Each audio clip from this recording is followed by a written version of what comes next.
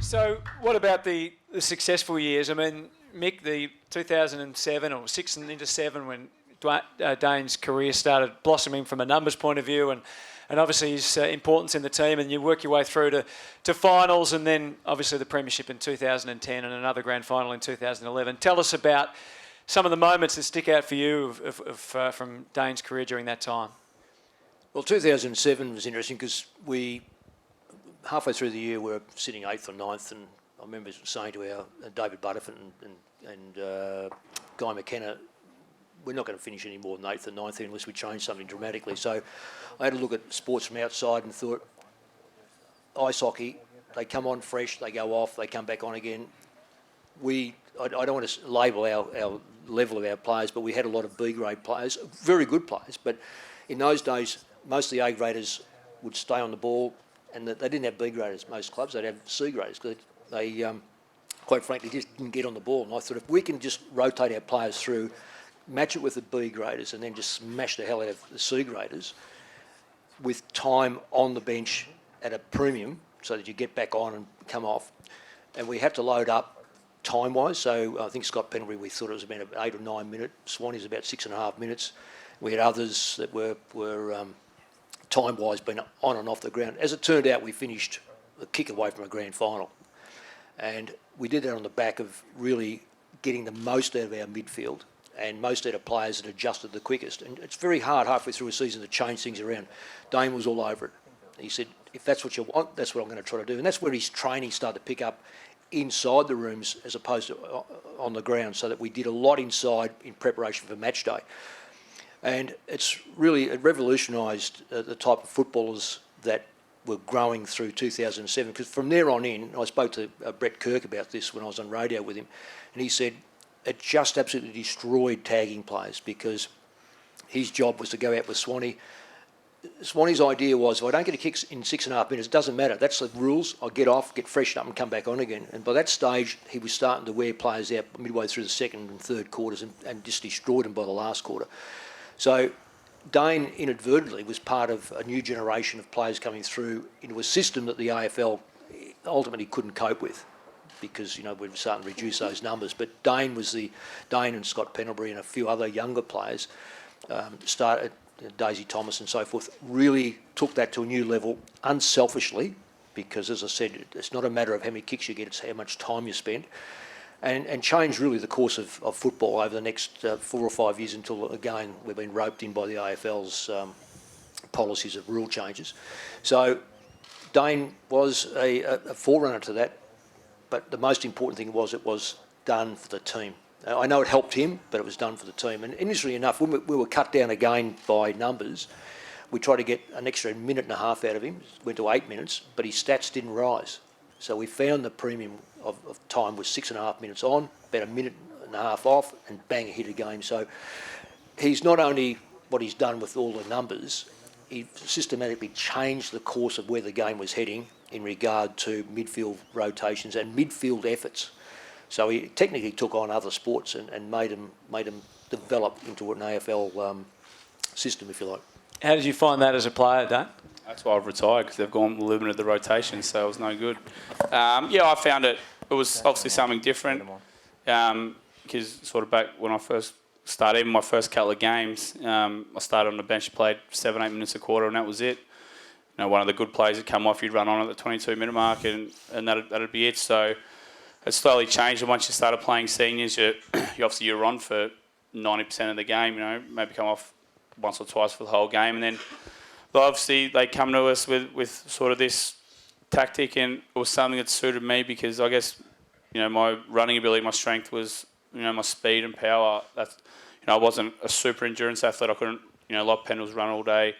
I had speed and power, so I needed a break. So I was either going to be on my hands and heels on the wing somewhere for a couple of minutes, or get off, and we found that worked for us. I think that's when we become a pretty selfless side. We batted pretty deep through the midfield, so 5, 6, 7, 8 of us would go through there, and it wasn't all about getting 30 every week, even though we all wanted to. But like Mick said, if you didn't get a kick, you'd come off anyway, because that was your time to come off, and the longer you were on, there was one of us who was sitting there who were getting cold because they'd been off for 3, 4, 5 minutes. So, that's what we did. I've always, for all the things I sort of haven't listened to, I like to think in my career I've listened to coaches' instructions about the game and game day. So that's what we did, and thankfully it worked for me because it suited my running ability and style down to a T. So, that's exactly what it was, and thankfully I grew from there. It certainly helped me become the player I became. What did the premiership mean to you, and certainly the way you had to battle through to get it to go through a draw and all the emotions around that, and then come back again the next week? Yeah, well, obviously, the premierships while we all play footy, so it meant everything. It's the one thing that I can look back at now, and I haven't had much of a chance to look back. I've been inside half an hour, but you look back and think that that's exactly why we played. And I spoke to the boys before, and I was like, probably the moment that it hit home that I'd won a premiership was, there was probably 2 moments. There's a photo where we all circled up in the middle of the MCG, about 7, 8 o'clock at night, with sort of just cleaners cleaning the G and seagulls floating around, and sort of went round one by one and just sort of said what it meant to us. And then we sang the song, and that was, the moment, because then obviously, the alcohol kicks in and stuff, and it's a bit hazy the next 6 months. But so then, so that was that. 6 years, and then. And the other one was last year when we had the 5-year reunion. Footy moves so quickly that you don't have a chance to sit back. When we won, in 2010, you come back 2000, first day back, and your premiership players, and you just think is awesome. And obviously the coaches come back and kick you in the head pretty quickly and say, you've got to get better and harder and stronger and fitter. So there's no sitting around, at lunch telling about how good we were. So you move on straight away, and the new season comes, and then you forget about it. But that 5-year reunion was, we actually looked back and everyone was there, and it was like, it happened a week ago, the grand final. You sit back and all the same, stupid stories get told, and the same jokes happen, and to look around and, people have different walks of life, and, like Mick said before, you're not going to see everyone ever again. It's just the way it is. But, we've got that special bond with those boys in 2010, and no matter what happens and no matter where we are in our lives, whenever we have the next one, everyone will come back and it will be exactly the same. So, that's clearly the most special part. And the other thing, which also I mentioned earlier, was the relationships that I've made. They probably mean just as much to me. The friendships and the relationships that I've made through my career and that I will continue to have. Hopefully for the rest of my life. I've met some pretty wonderful people and special people, and it's all because of the Collingwood Footy Club, and who I've never got a chance to meet without this wonderful club. I was lucky to spend half my life in pretty much. So the premiership was amazing, and now I can sit back and really think about how good it was. But it's by far and away better than anything I've ever done. Bucks, how did the retirement discussion go with Swanee? Obviously, he had a really significant injury at the beginning of the year, and we were looking forward to seeing him as a forward, who came and pinch hit through the mids, give us that burst like the 07s and 07, 08 through the middle. But spend most of his time as a forward. It would have been great to see what he could have done there. I reckon he would have done some real damage to the opposition. But when that injury, and obviously it'll be detailed at some point, but it's about the only thing that was going to stop him, really. And really, when the discussions took place, it was really trying to get a handle on what it was going to look like, whether there was any capacity of getting Dane back up to speed. After surgery, it was a matter of letting it settle and seeing where it got to. Really, it was. I think that with what Dane has done for the footy club, it was about what he wanted to do as much as anything. Clearly, it needs to fit in with the team and with the club, but in this circumstance, I think I spoke to Swanee really early on and said, we want you to play on. We want you to go around again. And unfortunately, the injury is of a nature that, there's no guarantee how it's actually going to come back for him to get around, let alone to play footy. So it was always going to take something like that, and it's always unfortunate, as we said, not how you finish, it's how you went about it, and that's what we're here to celebrate. We will open up to the media in a moment, so I'll just make a few last quick questions. But Billy, I'd love to ask you about how did the conversation go with Dane and the family, knowing that it was going to be all over, because you're a great close family and you've watched so many games over the years, and I'm sure you could talk about the pride that you and Deirdre and the whole family have had in watching him through his career. Well, me, Dee and Dane went to lunch a couple of weeks ago and he said, I'm finished. That was it. So, pretty emotional, eh? So I wanted to do it in a public place. I didn't want Mum to start bawling, so I had to do it in public. So well, I just said, Dane, if you're happy, we're happy, mate. That's pretty much it. You know, we obviously we all would have loved him to keep playing, but he's got to think of his health for the rest of his life. To try and push himself to play next year, there's no guarantees, and as he said, he didn't want to get to February, March next year and think, what am I doing? I can't run or I can't perform to a level that's acceptable. And so, you know, I'm just happy for him that he's happy in the decision he's made, and he can move on to the next phase of his life with him and Taylor. So hopefully that'll be great for them too. Yeah, so that's it.